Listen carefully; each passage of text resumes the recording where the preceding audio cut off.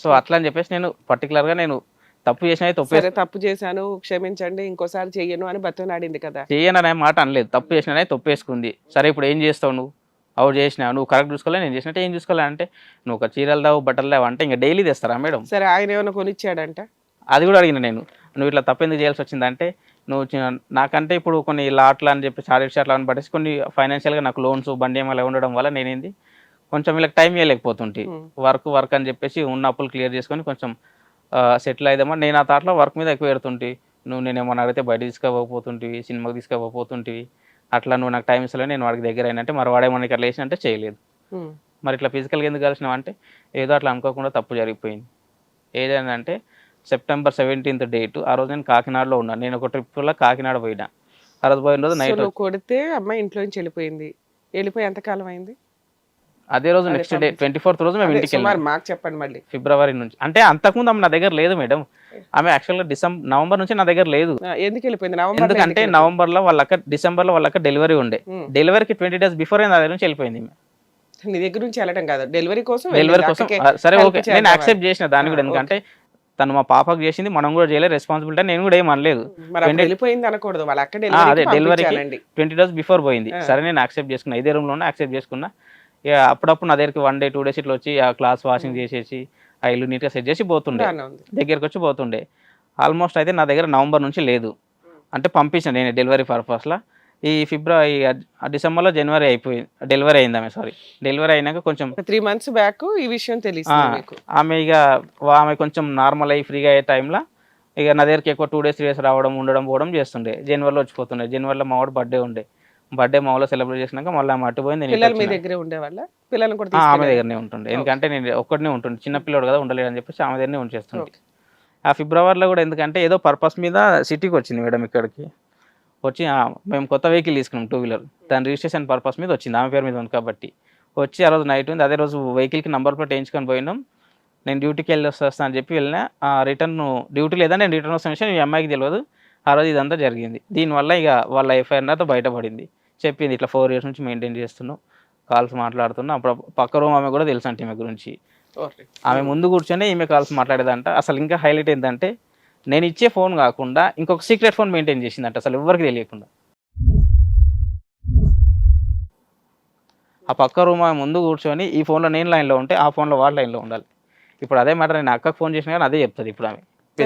కొట్టి పంపించేసావు, అమ్మాయి police station కి ఏం కంప్లైంట్ ఇవ్వలేదు? కంప్లైంట్ ఏమి ఇవ్వలేదు ఇప్పుడు దాకా. ఏం పంచాయతీ? ఇప్పటి వరకు పంచాయతీ అంటే కంప్లైంట్స్ అయినాయి. దేని పరంగా ఏంటంటే ఇట్లా తప్పు ఒప్పుకున్నాక ఫిజికల్గా కలిసినాం, ఒకసారి కలిసినాం, అది అడిగితే సరే నాకు కోపం వచ్చేసి అట్లా కలిసేది నువ్వు అంతలా ఉన్నప్పుడు వాడినే పెళ్లి చేసుకోవాల్సి, మరి నా లైఫ్లోకి వచ్చి నన్ను ఎందుకు నాశనం చేసినావు, నా పిల్లల పరిస్థితి ఏంది ఇప్పుడు మరి అంటే ఇక అప్పటి నుంచి నాతో ఇక దూరంగా ఉండడం స్టార్ట్ చేసింది.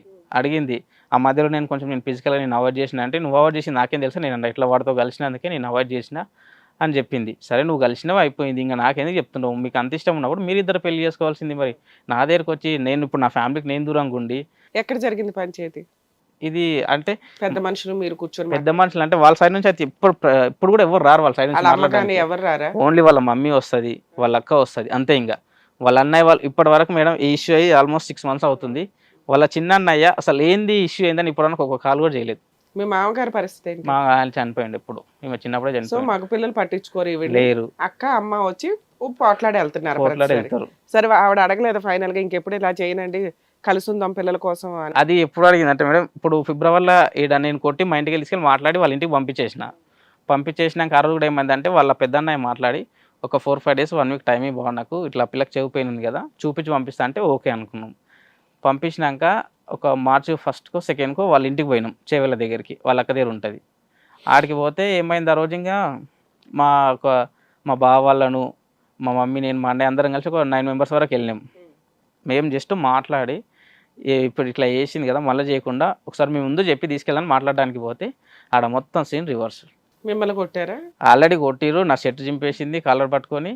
ఫస్ట్ మంచిగానే అడిగినాం ఏంది వస్తావా రావని. మా బావాళ్ళు అడిగారు, లేదన్నా ఇట్లా చేస్తున్నా అట్లా చేస్తున్నా అంటే నువ్వు చేసిన దానికి ఎదురు వాడు చేసిన అంటే నేను చేసినట్టు ప్రూఫ్ ఉందని ఇట్లా రివర్స్. మా ఇంట్లోనేమో తప్పు చేసినట్టు మా పేరెంట్స్ మంగళ ఒప్పుకొని ఆడిపోయినాక ప్లేట్ తిప్పేసింది ఇంక ఇట్లా. సరే అమ్మాయి తప్పు చేశారు అన్నాక మళ్ళీ మీరు అమ్మాయిని తెచ్చుకుందామని ఎందుకు అనుకున్నారు? పిల్లలు మేడం, ఎందుకంటే ఇప్పుడు అంటే మీ ఆవిడ తప్పు చేసిన పర్ల పిల్లల కోసం సర్దుకునే ఇప్పుడు మంచితనం మీకు ఉంది. చాలా మంది ఇప్పుడు ఇలాంటి నేను బయట చూసిన కాబట్టి మా మమ్మీ కూడా అన్నది, ప్రపంచంలో తప్పు చేయని వారు ఎవరు ఉండరు. జస్ట్ ఏంటంటే ఇప్పుడు మీకు పిల్లలు లేకపోతే నేను ఏం అనకపోయేది. ఇప్పుడు ఏదో మీ ఇద్దరు హ్యాపీనెస్ కోసం మీరు సపరేట్ అయ్యి నువ్వు బాగానే ఉంటావు ఆమె బాగానే ఉంటావు, ఇద్దరు పిల్లలు వాళ్ళు ఆమె అయిపోతా అంటే నేను కూడా అలా. అంత సర్దుకుపోయే మంచితనం అంటే కనిపెట్టడం ఎందుకు, ఎదురు మెసేజ్లు పెట్టడం ఎందుకు, మేడం అదే లేదు, కొట్టి ఇప్పుడు పంపించడం ఎందుకు? ఇప్పుడు కనిపెట్టకపోతే అది ఇంకా కంటిన్యూ అయ్యేది మేడం. ఆ, ఇప్పుడు కంటిన్యూ అయ్యేది. ఆగిపోయింది అంటారా? ఇప్పుడు అయితే టచ్లో అయితే లేరు, 100% లేరు. మీరు నమ్ముతున్నారు. నేను నమ్ముతున్నా, కాకపోతే మళ్ళీ ఇప్పుడు మీ మధ్యలో వైఫ్ వచ్చినా మీరు యాక్సెప్ట్ నేను చేస్తారు. యాక్సెప్ట్ చేయడానికే ఉన్నా. అట్లా అని చెప్పేసి ఇప్పుడు ఆమె రావట్లేదు, నేను ఇట్లా సింగిల్ ఇంకెన్ని రోజులు ఉంటావు ఒక్కరిని పిల్లలు లేకుండా మిస్సెస్ లేకుండా అని చెప్పేసి నేను ఇంటి నుంచి అప్ అండ్ డౌన్ జాబ్ చేసుకుంటున్నా. అది చాలా ప్రాబ్లం అవుతుంది. ఆ రోజు పోయినప్పుడు మార్చిలో మేము మాట్లాడడానికి పోయినప్పుడు అన్ని ధరిమేసింది నువ్వే. ఇప్పుడు మీ ఆవిడ లేకుండా ఉండలేకపోతున్నావు. నేను రమ్మని చెప్తున్నా మేడం, నేను గిడిపోవాలి అనుకుంటే నేను కోర్టులు అన్నీ నోటీసులు అవన్నీ పెట్టేది. నేనేందంటే సరే పోయి నువ్వు అయిపోయింది, పోయి కూడా ఆల్మోస్ట్ 5-6 months అవుతుంది, ఇంకెన్ని రోజులు ఉంటావు మరి అని చెప్పేసి తను అడిగిన టైం కూడా ఇచ్చినాం మేము అదే పిఎస్లో. సరే వచ్చిన తర్వాత ఆ అమ్మాయి మళ్ళీ అతనితో ఫోన్ మాట్లాడినా మీకు ఓకేనా? అట్లా చేయనని చెప్పేసింది ఆమె కూడా. నమ్ముతున్నావు నువ్వు, ఓకే. నీకు మళ్ళీ ఇక్కడ డౌట్ ఉంటది కదా, ఉంటది doubt. ఆవిడ ఫోన్లు మాట్లాడుతుంది అనుకో, మళ్ళీ తన్ని తరిమేస్తావా? అట్లా చేస్తే మరి దానికైతే రియాక్షన్ ఉంటుంది కదా మేడం, చేయకుండా ఉంటే పర్లేదు ఓకే. అది అక్కడ చేయడానికి రెడీ అయ్యింది కాబట్టి నీ దగ్గరికి రావట్లే. ఇప్పుడు ఏం చేస్తావు నువ్వు? అట్లా రావట్లేదు అన్నప్పుడు మరి ఇప్పుడు నా సరే ఓకే రావట్లేదని ఆమెనే అనుకుంటుంది, మరి ఇప్పుడు నా పరిస్థితి నా పిల్లల పరిస్థితి, మరి ఆమె పిల్లల్ని ఆవిడ చూసుకుంటుంది, నీ మీద ఏ కేసులు వేయలే? కేసులు అయితే పెట్టింది, కొట్టినామని కంప్లైంట్ పెట్టి. ఆ రోజు ఏంటంటే మేము పోలీస్ తీసుకురావడానికి స్టేషన్ కంప్లైంట్ అయితే పెట్టింది. దేని పరంగా పెట్టింది అంటే, ఆ రోజు మేము మాట్లాడడానికి మాట్లాడి తోలుకురావడానికి పోతే ఇట్లా మాట వేరే గొడవలు అయ్యి నేను కొంచెం గలీజ్గా తిట్టేసరికి, చేసిన విషయం తిట్టేసరికి ఆమె నా వెనకాల వచ్చి నన్ను కొట్టి నా చెట్టు చింపేసి కాలర్ చింపేసింది. వాళ్ళందరూ చూసిర్రు. అట్లా నా 10 మందిలో నువ్వు మొగడ మీద చేస్తావు, నేను తన్ని నా అమ్మాయిని.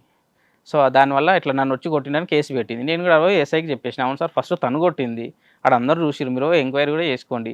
సో ఇద్దరం కొట్టుకున్నాం, ఆమె కొట్టుకుని నేను కొట్టుకుని, అంతకుమించి ఇంకా ఏం కాలేదంటే ఇద్దరు కొట్టుకుని పోలీస్ స్టేషన్ లో ఒక కంప్లైంట్ ఆమె కంప్లైంట్ రేజ్ అయింది, పిలిచిర్రు, నేను వెళ్ళి మాట్లాడినా, వాళ్ళు అది క్లియర్ చేసేసారు ఆడికి. ఇంత అనుమానం ఉంది, ఇంత ఎవిడెన్స్ ఉంది, నెక్స్ట్ ఇంత కొట్టుకున్నారు, అయినా అమ్మాయి వస్తుందని ఎలా అనుకుంటున్నారు మీరు? మేడం వస్తుంది అంటే వస్తా అన్నది, కాకపోతే ఏమైందంటే ఆ ఇష్యూ అయినాక ఎస్ఐ సార్ ఏమన్నారు, ఒక 1 month అయితే ఇక్కడ ఉండని, 1-2 months ఉండని అంటే నేను కూడా డిస్టర్బ్ చేయలేదు. సరే అయింది అయిపోయింది కదా, కొంచెం రిలాక్స్ అయితే సెట్ అయితే నేను కూడా అనుకొని నేను ఇక్కడ సిటీ వచ్చి నా జాబ్ నేను చేసుకున్నా. ప్రజెంట్ ఉన్న రూమ్ అయితే వెకేట్ చేసేసి ఫ్రెష్ దగ్గర ఉంటాను నేను. సో ఏమైందంటే మళ్ళీ ఇప్పుడు నేను అమ్మాయి కూడా ఫోన్ చేయలేదు అప్పుడు అన్ని రోజులు నేను, ఎందుకంటే ఆమె ఫోన్ నేను తీసేసుకున్నా. ఆమె దగ్గర ఏ నెంబర్ ఉందో నాకు తెలియదు, టచ్లో కూడా లేము. నేను వాళ్ళ అన్నకు ఫోన్ చేస్తుంటే కాల్ చేసి ఈరా మాట్లాడరా ఒకసారి పిల్లలకన్నా ఫోన్ అంటే వాడు కూడా ఇవ్వలేదు. సో ఏమైందంటే April 17th రోజు ఈమె నాకు రిటర్న్ కాల్ చేయడం స్టార్ట్ చేసింది. కాల్ ఏం చేయలేదు, ఆమె నంబర్ అప్పుడు నా దగ్గర లేదు. April 17th రోజు ఒక స్నాప్చాట్లో ఒక వీడియో పెట్టింది ఎమోషనల్గా. పెడితే నేను అన్న వీడియోలు పెట్టడం మెసేజ్ పెట్టడం ఏంది, డైరెక్ట్ కాల్ చేసి మాట్లాడవచ్చు కదా, నేనేమైతే నీ ఫ్రెండ్నో పరాయనో పక్కింటోను కాదు కదా, డైరెక్ట్ కాల్ చేయొచ్చు అంటే చేయలేదు. మళ్ళీ మెసేజ్ పెట్టి డిలీట్ చేసేసింది. సరే ఎందుకంటే డిలీట్ చేస్తాం, మాట్లాడే ఉద్దేశం ఉంటే మాట్లాడలే అంటే సైలెంట్గా ఉన్న రోజులు అలాగే ఉండ నేను అన్న. తర్వాత అదే స్నాప్లో ఆడియో కాల్ చేసి ఏదో నీ గొంతు వినాలనిపించి ఫోన్ చేసినా అని ఏడిసింది. అంటే నేను కొంచెం నాకు కూడా ఏడిస్తే ఇప్పుడు మన పాత ఏడిస్తే మనకు కూడా కొంచెం ఏదో గిల్టీ ఫీలింగ్ ఉండి బాధ అనిపిస్తుంది. అప్పుడు నువ్వు గబగబా బైక్ వేసుకుని వెళ్ళిపోవాలి. ఆల్రెడీ పోయినా మేడం, మళ్ళీ కొట్టారా? కొట్టలేదు. అప్పుడు ఏంటంటే పర్సనల్గా వెళ్దామని ఏడిసింది. అసలు ఏంది ప్రాబ్లం అంటే ఏడిసిందని చెప్పేసి నేను 1 hourలో అటు వెళ్ళిపోయినా. జస్ట్ పటాన్ చెట్టు శంకర్పల్లి దగ్గర అని చెప్పేసి నేను 2 wheeler మీద వెళ్ళిపోయినా 10 o'clock అట్లా. ఆడికి పోతే ఇక నేను ఎక్స్పెక్ట్ చేయని పరిస్థితిలో నాకు అనిపించింది ఆమె ఏదో ఒక హోటల్లో టేబుల్స్ తుడవడం, ప్లేట్లు కడగడం, ఇలాంటి పొజిషన్లో నాకు అనిపించింది ఆమె. నేను అనుకున్నా అసలు ఎట్లుండేదాన్ని ఎట్లా అయిపోయినామో నేను అని మాట్లాడలేదు. అంటే వెనకాల వాళ్ళ అమ్ముంటే అమ్మాయి ఏం చదువుకుంది? అవి పారామెడికల్ చేసింది మేడం కదా, అంతే. ఏ మెడికల్ షాపుల దగ్గర కూర్చున్నా, అది కూడా చేస్తుంది. ఆమె ఏంటంటే టేబుల్ తొడవలసిన అవసరం లేలే. ఆమె చేసేది ఏంటంటే మేడం ఒక 1 dayలో 3-4 వర్క్స్ చేస్తుంది ఆమె. అబ్బా, మల్టీ టాలెంట్. అదే జరుగుతుంది. ఫస్ట్ వాళ్ళు మన 7 o'clock ఒక ఇంటికి వెళ్ళి క్లీన్ చేసి వస్తుంది, 8 o'clock ఈ హోటల్కి వస్తుంది, ఆడొక 3 hours చేస్తుంది, తర్వాత రెస్ట్, మళ్ళీ ఒక మధ్యలో ఒక ఇంటికి వెళ్ళేసి వచ్చి ఆడ క్లీన్ చేసి వస్తుంది, ఈవినింగ్ 5 o'clock హాస్పిటల్కి వెళ్తుంది. అంటే 4 వర్కులు చేస్తుంది. సరే నువ్వు చేయడం బాగానే ఉంది, నేను అన్న ఆ లొకేషన్ కరెక్ట్ కాదు. ఆడ కూడా ఉండి ఏమైందంటే మేడం ఇప్పుడు ఈమె కాల్ స్టార్ట్ చేసింది. నేను కూడా ఇప్పుడు ఎలాగో మిస్సెసే కదా, సరే చేంజ్ అయింది అనుకో నేను కూడా మాట్లాడడం స్టార్ట్ చేసినాక ఏమైంది, పోయినాం కలిసినాం, పర్సనల్గా కూడా ఒకసారి రూమ్కి రాదీనికి అని చెప్తే నేను ఇంటికి పోయినా. ఇప్పుడు వేరే వాళ్ళు పిలిస్తే మనం భయపడతాం, మిస్సెసే కదా పిలిచిందని చెప్పి నేను ధైర్యంగా వెళ్ళిపోయినా. 2-3 days ఉన్నా బాగానే ఉన్నాం. మళ్ళీ గొడవ స్టార్ట్ అయిందంటే ఈ అమ్మాయి వస్తా అన్నది ఇంటికి. వస్తాన టైంలో ఏమైంది, మళ్ళీ ఇక్కడ పిఎస్ దాకా మళ్ళీ ఇష్యూ పోయింది. వస్తానని ఏంటంటే డిమాండ్ స్టార్ట్ చేసింది. అప్పుడు ఏంటి, నేను వస్తా కానీ నువ్వు నాకు మంత్లీ 10,000 ఇవ్వాలి, నేను ఫోన్ వాడతా, నేను కండిషన్లు పెట్టినా, నువ్వు ఆల్రెడీ తప్పు చేసినావు కదా, నేను ఫోన్ వాడను, నువ్వు ఇంట్లో ఉండి కలిపి పిల్లలను చూసుకో, నీదేమన్నా ఉంటే చూసుకుంటా, నీకు అసలు నేను పెట్టుకుంటా అంటే నాకు నెలకు 10,000 కావాలి, అట్లా ఇట్లా అడ్డం మాట్లాడంటే వీళ్ళ అమ్మ వాళ్ళ త్రూలా వీళ్ళు ఇట్లా మాట్లాడడం వల్ల ఇమ్మీడ వీళ్ళ సపోర్ట్ చూసుకొని నాకు నెలకి ఇంత అమౌంట్ కావాలి అదని చెప్పి నేను అన్న, నీకు అమౌంట్ కావాలా హస్బెండ్ కావాలని వాళ్ళు కూడా పిఎస్లా ఆ కానిస్టేబుల్ మేడమ్స్, నీకు అమౌంట్ కావాలా హస్బెండ్ కావాలా అంటే వాళ్ళు అన్నారు, వాడు నీకు ఎంత ఇస్తే నీకెందుకు, నేను చూసుకోవడం ఇంపార్టెంట్, మా అంటే నీకు 2,000 3,000 ఖర్చు. ఇది ఎప్పుడు జరిగింది పోలీస్ స్టేషన్ లో? ఈ ఏప్రిల్లోనే మేము కలిసినాక 20కి 22 అట్లా జరిగింది. 2-3 రోజులు వాళ్ళ ఇంటికి వెళ్ళాను అంటున్నావు కదా, రానిచ్చారా ఇంట్లోకి? మేము కలిసి సీక్రెట్గా వాళ్ళ మమ్మీకి తెలియకుండా. అది ఎక్కడ కలిసేవారు? అదే చేయలేదు, ఆమె ప్రజెంట్ ఉన్న రూమ్లోనే. అంటే ఇప్పుడు ఇట్లా వీళ్ళ అక్క వాళ్ళ ఇంట్లో ఫస్ట్ ఉంది పోయి రిలేషన్ ఉంది ఉంది, అప్పుడైతే మరి అప్పుడు తెచ్చేసుకోవచ్చు కదా వైఫ్ ని. రావట్లేదు ఆమె, నేను వస్తా, నేను రాను, ఈ లొకేషన్ మాత్రం వదిలేను, నువ్వు వచ్చి ఇక్కడ ఉండంటది. నేను వెళ్ళి అక్కడ ఎట్లా ఉంటాను మేడం, ఆడ నుంచి నేను ఆఫీస్కి రావాలన్నా కానీ 55 కిలోమీటర్స్ నాకు డిస్టెన్స్ అవుతుంది. నేను సిటీలో ఉందామని ప్లాన్ చేసిన, కాకపోతే సరే మళ్ళీ సిటీకి వెళ్దామని ఆ సార్ పోలీస్ స్టేషన్ లో మళ్ళీ రివర్స్ అయింది. లాస్ట్ గా మీరు ఇద్దరు ఎప్పుడు మాట్లాడుకున్నారు, ఏం జరిగింది? ఇప్పుడు కూడా స్టిల్ నిన్న అంటే నేను ఫోర్స్గా కాల్ చేసి నేను మాట్లాడుతున్నాను. ప్రజెంట్ ఇప్పుడు కూడా నా నంబర్ ఫోన్లో బ్లాకే ఉంటుంది. నేను 10 కాల్స్ చేస్తే, నేను 10 మెసేజ్ పెడితే ఒక మెసేజ్ రిప్లై వస్తుంది, ఒక కాల్ ఒక 2 minutes 3 minutes అంతే. ఇంకా స్టిల్ ఇప్పటికి నా నంబర్ ఫోన్లో బ్లాకే ఉంటుంది. అట్లీస్ట్ నా కాంటాక్ట్ కూడా సేవ్ ఉండేది. ఇక్కడికి ఎందుకు వచ్చారు? మీకు జస్ట్ పిలిపించి కాంప్రమైజ్, నా అమ్మాయిని యాక్సెప్ట్ చేయడానికి రెడీనే ఉన్నా. బట్ ఆమె ప్రాబ్లం ఏంది, వస్తుందా రాదా? ఒకవేళ రావద్దని ఆమె అనుకుంటే ఇప్పుడు నా పరిస్థితి ఏంది, మరి పిల్లల్ని ఏం చేస్తుంది? మరి సరే ఇప్పుడు నువ్వు ఓకే నువ్వు పోషించగలుగుతావు, ఎన్ని రోజులు నువ్వు పిల్లల్ని పోషిస్తావు?